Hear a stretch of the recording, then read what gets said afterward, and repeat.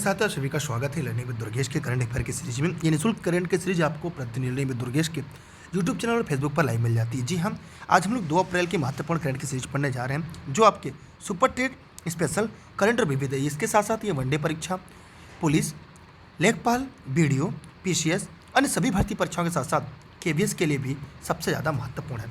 ये टॉप 10 प्रश्न होंगे हिंदी और अंग्रेजी में, जिसकी विस्तृत व्याख्या होगी। ये सीरीज एक दिन की देरी की वजह से चला, क्योंकि टाइपिंग होने में थोड़ी समस्या हो गई थी, प्रश्न बैंक लेट से मिला, इसलिए इसी के साथ हम आगे बढ़ते हैं। फटाफट सीरीज को पढ़ लेते हैं। इसकी क्लास खत्म होने के बाद इसकी पीडीएफ भी आपको टेलीग्राम पर मिल जाएगी। पहला सवाल है, दृष्टिहीनता निवारण सप्ताह दिवस हर साल कब मनाया जाता है? 1 से 5 अप्रैल, 1 से 7 अप्रैल, 2 से 6 अप्रैल, 3 से 8 अप्रैल। तो सभी साथी फटाफट कमेंट करें। जी हाँ, इस प्रश्न का सही जवाब होगा आपका बी, 1 से 7 अप्रैल तक। जी हाँ, 1 से लेकर 7 अप्रैल। आइए हम इसकी व्याख्या देख लेते हैं आप लोगों के साथ मिलकर। जी हाँ, यहाँ पर है कि प्रतिवर्ष 1 से 7 अप्रैल तक भारत में दृष्टिहीनता निवारण सप्ताह वीक के रूप में मनाया जाता है। यह विभिन्न कारकों के प्रति समाज को सचेत और जागृत करने के लिए मनाया जाता है, जो अंधापन का कारण बनता है। इसका आयोजन national society for the prevention of blindness India दृष्टिहीनता निवारण सप्ताह के साथ साथ राज्य और स्थानीय शाखाओं के समर्थन में किया जाता है।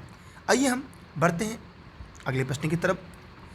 प्रतिवर्ष उत्कल दिवस या ओडिशा दिवस कब मनाया जाता है? ये सब बहुत ही इंपॉर्टेंट प्रश्न है, जहां से आपकी परीक्षा में सवाल पूछे जाते हैं। ये सीरीज प्रतिदिन आपको सुबह 6 बजे ई लर्निंग विद दुर्गेश पर लाइव मिल जाती है। आप उस समय पढ़ें या बाद में पढ़ें, फिर इसकी पीडीएफ आपको टेलीग्राम पर मिल जाती है।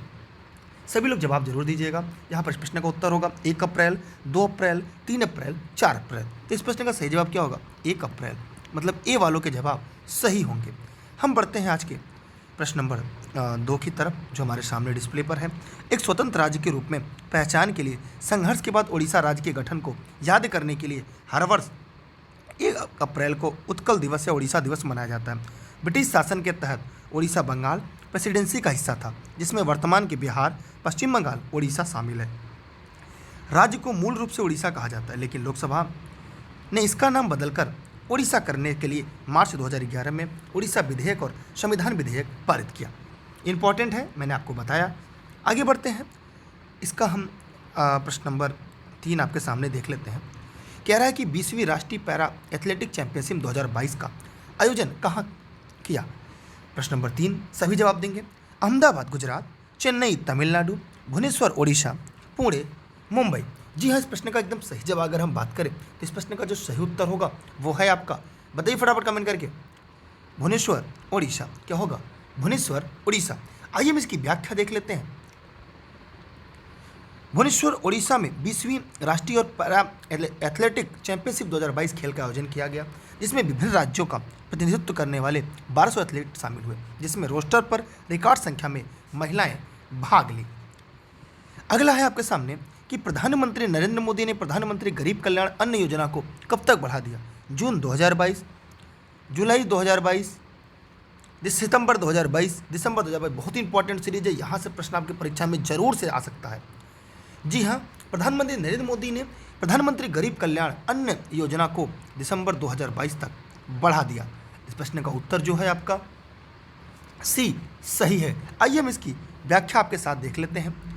प्रधानमंत्री नरेंद्र मोदी की अध्यक्षता में केंद्रीय मंत्रिमंडल ने प्रधानमंत्री गरीब कल्याण अन्न योजना को सितंबर 2022 तक और 6 महीने के लिए बढ़ा दिया, ताकि सितंबर गरीब और वंचित कमजोरों को लोगों के प्रति देखभाल और करुणा का ख्याल रखा जा सके।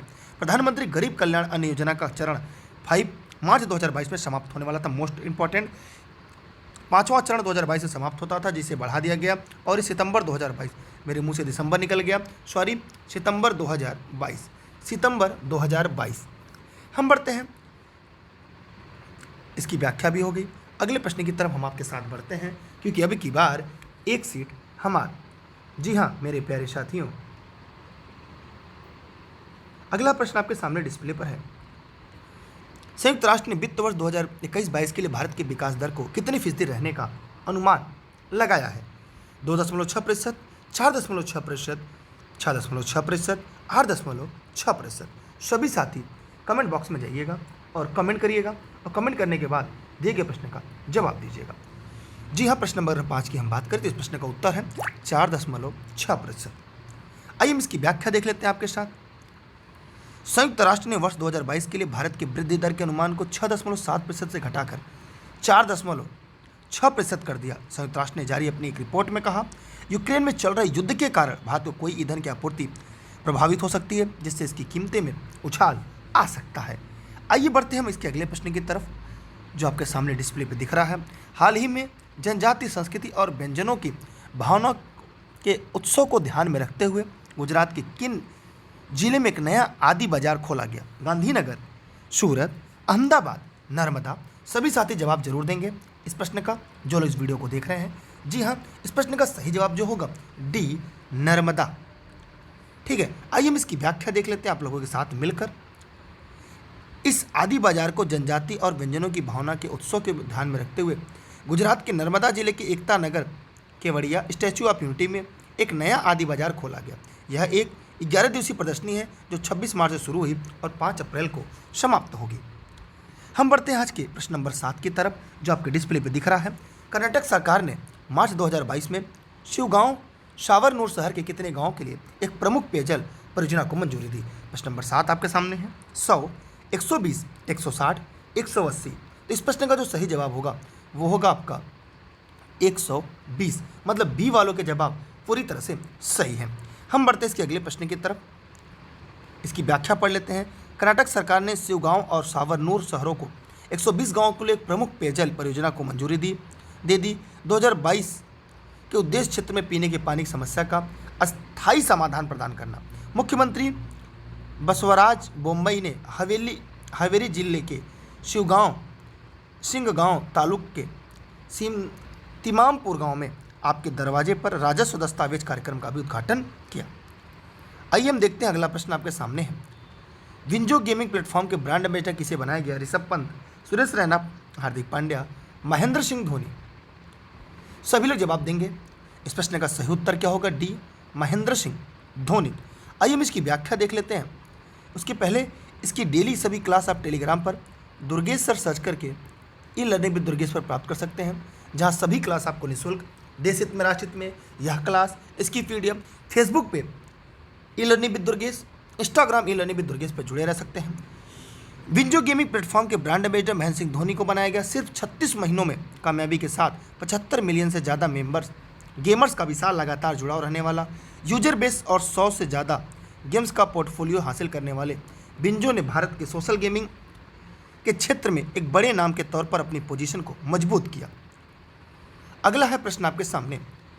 यूनेप रिपोर्ट के अनुसार दुनिया का सर्वाधिक ध्वनि प्रदूषित शहर है ढाका, दिल्ली, क्यू, तेहरान। सभी लोग जवाब जरूर दीजिएगा, जितने भी साथी इस वीडियो को देख रहे हैं, सभी साथी। आइए हम इसका आंसर जानते हैं। इस प्रश्न का सही उत्तर क्या होगा? ढाका। इसका प्रश्न का उत्तर क्या होगा? ढाका। आइए आगे बढ़ते हैं हम इसकी व्याख्या की तरफ। रिपोर्ट के अनुसार ढाका ने 2021 में सबसे उच्चतम स्तर पर 119 डेसिबल का ध्वनि प्रदूषण दर्ज किया। उत्तर प्रदेश का मुरादाबाद 114 डेसिबल ध्वनि प्रदूषण के साथ सूची में दूसरे स्थान पर रहा। पाकिस्तान की राजधानी इस्लामाबाद तीसरे स्थान पर रहा, जहां अधिकतम प्रदूषण 105 डेसिबल। हम बढ़ते हैं आज का आखिरी अंतिम सवाल। पहला राष्ट्रीय जल पुरस्कार जल शक्ति मंत्रालय द्वारा किस वर्ष में शुरू किया गया? 2014, 2016, 2018, 2020। सभी लोग जवाब जरूर दीजिएगा। जी हाँ, 2018 इस प्रश्न का सही जवाब होगा। आइए हम इसकी व्याख्या देख लेते हैं आप लोगों के साथ मिलकर। राष्ट्रपति श्री रामनाथ कोविंद ने विज्ञान भवन में नई दिल्ली में तीसरे राष्ट्रीय जल पुरस्कार के विजेताओं को सम्मानित किया। पहला राष्ट्रीय जल पुरस्कार 2018 में जल शक्ति मंत्रालय द्वारा शुरू किया गया। जल संसाधन प्रबंधन के प्रति समग्र दृष्टिकोण अपनाने के लिए हितधारकों और लोगों को प्रोत्साहित करने के लिए एक एकीकृत राष्ट्रीय जल पुरस्कार की जरूरत महसूस की गई। आज के लिए इतना ही। हम मिलते हैं अगली क्लास में। आप लोग वीडियो को शेयर करिएगा, चैनल को लाइक और सब्सक्राइब करके रखिएगा। इस टेलीग्राम पर पीडीएफ के लिए जुड़े रहिएगा और ई लर्निंग विद दुर्गेश का ऐप टेलीग्राम से डाउनलोड करके रखिएगा। ध्यान रहे, घर बैठे सभी तैयारी करने के लिए घर बैठे नोट्स प्राप्त कर सकते हैं, ऑनलाइन क्लास प्राप्त कर सकते हैं। आप ये ई लर्निंग विद दुर्गेश का ऑफिस का नंबर, वहाँ पर जानकारी ले सकते हैं। सभी नोट्स आपको मिल जाएंगे घर बैठे जनपद जौनपुर से। आप सभी का बहुत बहुत धन्यवाद, थैंक यू। वीडियो को शेयर करिएगा। मिलते हैं अगली क्लास में प्रतिदिन सुबह 6 बजे। कभी कभी विलम्ब हो जाती है तो अगले दिन आपको वीडियो टाइम से मिल जाती है, कुछ देर से मिल जाती है। बाय बाय, जय हिंद, जय भारत।